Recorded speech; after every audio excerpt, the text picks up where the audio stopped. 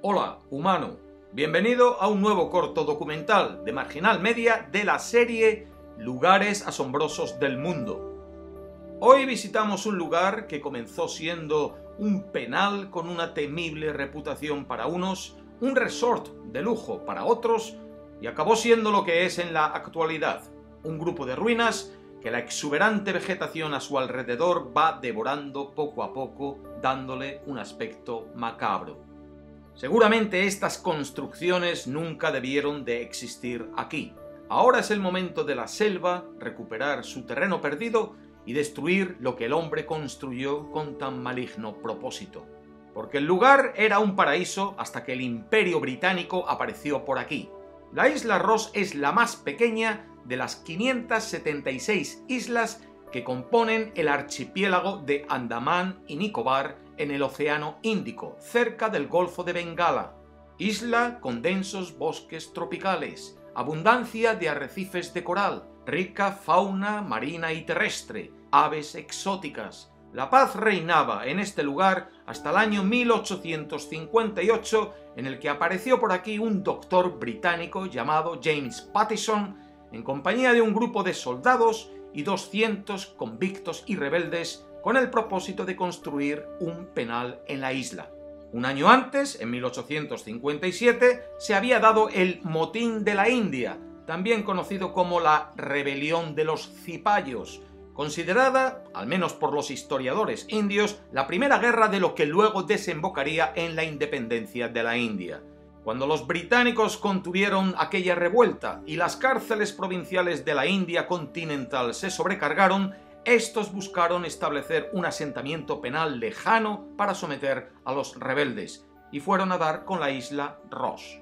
Vale la pena dar un paso aún más atrás en el tiempo y escuchar la historia de esta rebelión que significaría esa primera piedra hacia la caída de la colonia más importante del Imperio Británico, el comienzo del fin del imperio.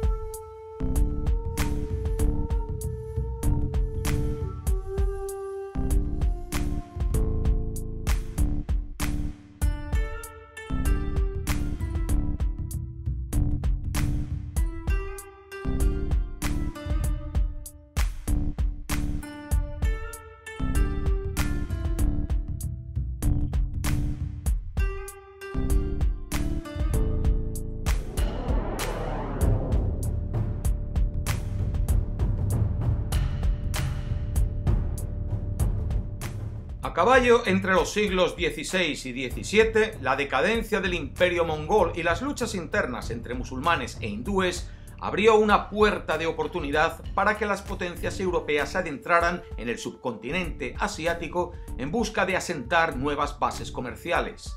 En el año 1600 se funda la Compañía Británica de las Indias Orientales para gestionar el comercio con Asia y fomentar las expediciones coloniales a expensas del Estado. El botín a perseguir era jugoso: seda, algodón, té, índigo, sal, especias, esclavos. Pero conseguirlo no iba a ser fácil. Existía la competencia de otras potencias europeas, especialmente Holanda, la gran reina del mercantilismo de la época gracias fundamentalmente al mercado de especias. Durante el siglo XVII, la Compañía Británica de las Indias Orientales vio cómo su dominio creció hasta el punto de convertirse en un poder fáctico que hacía las veces de gobierno en su área de influencia. Comenzó a no necesitar ni de la monarquía ni del Parlamento británico para ir imponiendo su autoridad y sus leyes. La compañía consiguió instaurar industrias y afianzar su poder en los puertos. No obstante, con tanta competencia por hacerse con el poder comercial, incluida la de la piratería, no era fácil mantener el ritmo de enviar barcos cargados de mercancía a Europa sin ser ferozmente atacados. Por este motivo, el monarca Carlos II les otorgó la potestad de tener su propio ejército, los casacas rojas. Tras las victorias en sus enfrentamientos con Holanda, Portugal y Francia por la hegemonía en el Océano Índico, Inglaterra se vio reforzada y con ello la supremacía de la compañía. Se inició entonces una época dorada para el Imperio Británico con una dominación de casi la totalidad de la India, llegando hasta Birmania, Singapur o Hong Kong. El fin del apogeo llegó, ya lo hemos dicho, en 1857 con la rebelión de los cipayos. ¿Qué ocurrió? Es más fácil explicar cómo ocurrió el motín que por qué se dio. La compañía, en su ánimo expansionista, había contratado cada vez más y más cipayos nativos para formar parte de su ejército. El año que estalló el motín, el ejército de la compañía estaba compuesto por 33.000 europeos y 233.000 cipayos. A los cipayos se les consideraba tropas fiables. Ninguno de los motivos que se han venido exponiendo como causantes del motín pueden aceptarse plenamente. Grasa animal usada en las balas de sus armas que hindúes y musulmanes rechazaban, desprecio británico por sus soldados asiáticos, intentos de imponer el cristianismo, ansia de libertad. Hay que ver el motín como lo que fue, un motín salvaje, carente de preparación, en el que sus integrantes buscaron solo el beneficio personal, alentados por todo tipo de ilusiones irreales. A favor de esta postura está el hecho de que muchos regimientos nativos no solo no se amotinaron, sino que encima permanecieron fieles, siendo vitales en las operaciones de pacificación. Solo una vez que las tropas se amotinaron, notables nativos aprovecharon la situación para tratar de acabar con el poder británico, contra el que sí tenían todo tipo de reclamaciones por la pérdida de poder que el dominio de la compañía implicó para ellos.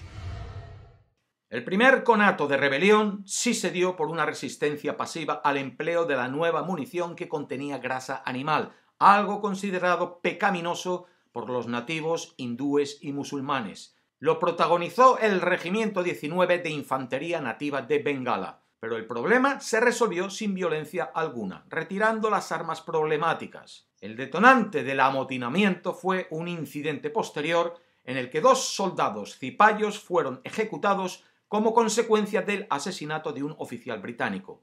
Tras esto, las autoridades británicas consideraron necesario disolver el regimiento al que esos 2 soldados pertenecían para dar un ejemplo. Sin embargo, en lugar de expulsar esos soldados del ejército, los distribuyeron en otros regimientos operativos, lo que fue un error de amplias consecuencias. No solo se había tratado de modo injusto a un regimiento del todo fiable, sino que además se distribuyó a sus integrantes en otras unidades también fieles para que hiciesen correr un caudal de reclamaciones contra los británicos. Esto creó un caldo de cultivo en el que indudablemente toda acusación cierta o incierta contra los blancos gozó de un interesado auditorio. Nadie tuvo en cuenta entonces que la prohibición de azotar a los cipayos, privilegio con el que no contaban los europeos, no dejaba muchas opciones a los oficiales a la hora de dictar castigos más que la ejecución de esos 2 soldados como resultado del asesinato del oficial británico.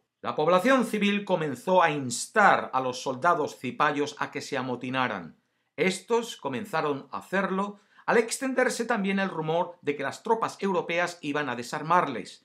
Los cipayos liberaron otros soldados presos y también presos comunes que a su vez comenzaron a incitar a la matanza de todos los europeos que encontrasen. Se inició una masacre indiscriminada en la que se ejecutó sin piedad a las esposas e hijas de los británicos. Y así continuó la revuelta guerra tras guerra hasta que mes y medio más tarde fue aplastada. La corona británica abolió la Compañía de las Indias Orientales en castigo por su falta de previsión. El gobierno de la India volvió a estar a cargo de un virrey nombrado por el Parlamento británico en lugar de un gobernador general nombrado por la compañía, y el ejército indio fue reorganizado, asegurando que la fuerza europea fuese siempre superior en medios a los nativos. Los cipayos recibieron rifles inferiores, municiones controladas y fueron privados de toda artillería. Se hizo así imposible que los nativos pudiesen mantener ningún tipo de operación contra las fuerzas británicas. Y así sería, hasta que un siglo después, India conseguiría su independencia concedida de una manera pacífica. Y ahora, vuelta a ese 1858, cuando el doctor Pattison desembarcaba un año después del motín de la India en la isla Ross, con con su grupo de 200 convictos y rebeldes. Durante años los reclusos se vieron obligados a limpiar los bosques húmedos e impenetrables de la isla para dar paso a un complejo colonial opulento. Construyeron de todo, desde bungalows de lujo con gabletes tallados y terrazas sombreadas para los oficiales, hasta una iglesia presbiteriana con vidrieras traídas de Italia. Los oficiales podían entretenerse en jardines bien cuidados, canchas de tenis y piscinas. Todo lo mejor que el imperio pudiese proporcionarles y compensar la sensación que todos compartían, que el que te destinaran a este lugar tan aislado era poco menos que un castigo. Los señores coloniales de la isla Ross vivían en marcado contraste con los internos que supervisaban. La malaria, el cólera, la disentería y otras enfermedades eran una amenaza constante en estas islas tropicales. Los británicos incluso llevaron a cabo ensayos médicos ilícitos para tratar la malaria con una droga experimental. Miles de convictos fueron alimentados forzosamente con el alcaloide cinchona, una droga no procesada que luego se destilaría en quinina, causando efectos secundarios graves que incluyen náuseas y depresión. Curiosamente, la quinina todavía se usa para tratar la malaria hoy en día. Pasaron los años y los convictos fueron enviados a la isla en hordas. Vivían encerrados en cuarteles improvisados con techos con goteras, sobrecargados de trabajo, plagados de enfermedades y demacrados. Esta no era prisión adecuada para nadie, y a medida que la lucha india por la independencia se intensificó a principios del siglo XX, la necesidad de una nueva prisión llevó a la construcción del célebre penal celular de Port Blair, en una isla cercana, un lugar de represión tan brutal que incluso ha sido considerado por el Patrimonio Mundial de la UNESCO para ser incluido como parte de su repertorio. Pero esa ya es otra isla y otro penal. En cuanto a las atrocidades perpetradas en este lugar, llegaron a su fin en 1937, cuando el penal fue cerrado. La naturaleza debió de tener prisa por restaurar este lugar a su orden natural, ya que en 1941 un terremoto de magnitud 8.1 sacudió el archipiélago, causando más de 3.000 muertos y daños a las construcciones de las islas. Un año después, las fuerzas japonesas aparecieron por aquí. Los británicos, incapaces de defender esto, abandonaron el lugar, y en el transcurso de 3 años de ocupación japonesa, la isla Ross fue saqueada para usar su materia prima y en parte destrozada para construir búnkers. Las fuerzas aliadas recapturaron este archipiélago en 1945 y poco después toda la colonia penal se disolvió permanentemente. Hoy es un lugar administrado por el gobierno indio. Se considera una atracción turística y puede ser visitada tomando un ferry desde la vecina Port Blair, pero las autoridades tienen prohibido cualquier asentamiento civil en la isla. El lugar vuelve a pertenecer a la selva y a los esqueletos de los muchos reos enterrados bajo ella. Un lugar interesante por el que darse un paseo. Hasta la próxima. La paz.